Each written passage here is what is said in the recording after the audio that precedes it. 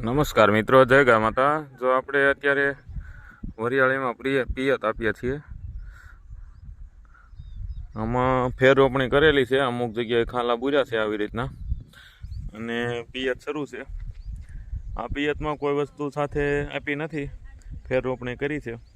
હવે પછીના પિયતમાં આપણે જીવામૃત તૈયાર છે, તો આના પછીના પિયતમાં જીવામૃત આપવાનું છે। અત્યારે તો કોઈ વસ્તુ નહીં। આના પહેલાં આગળનું પિયત આપ્યું, હજી 5-6 દિવસ થયા છે, ત્યારે આપણે જીવામૃત આપ્યું હતું। એટલે હવે અત્યારે કાંઈ જીવામૃત આપવાની જરૂર નહીં, અને છતાં આવતા પિયતમાં આપણે 20 દિવસ પછી 15 દિવસ પછી બીજું પિયત આપશું, ત્યારે જીવામૃત આપશું। એટલે 21 દિવસનો રેશિયો થઈ જાય। 21 થી 25 દિવસ આસપાસ એક વખત જીવામૃત આપીએ વીઘે બેરલ, એટલે ઘણું જ થઈ જાય। તો આ સાયકલ આપણે અપનાવીએ છીએ, અને સરસ મજાની વરિયાળી છે।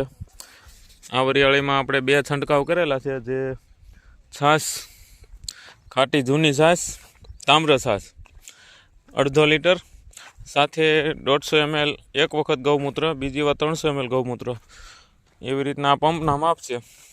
પહેલા રાઉન્ડમાં 150 ml ગૌમૂત્ર, 10 ગ્રામ ગોળ અને છાશ 500 ml। બીજા રાઉન્ડમાં એક પંપનું માપ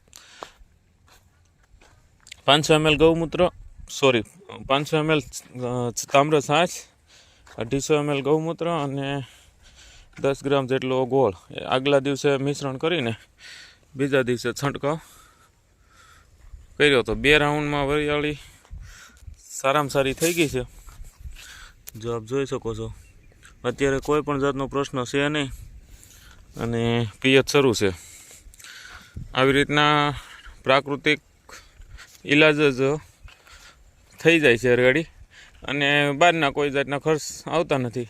આપણે પાયામાં ઘનજીવામૃત થોડું વધુ માત્રામાં આપેલું છે, વીઘે 500 kg અપાય। માપ 250 kgનું છે, પણ 500 kg તો આપીએ તો સારું ઘનજીવામૃત। પણ આપણે તો લારીઓ ઠલવી છે, એટલે વધુ પ્રમાણમાં આપેલું છે, વધુ પણ માત્રામાં હતું એટલે વધુ માત્રામાં આપેલું છે।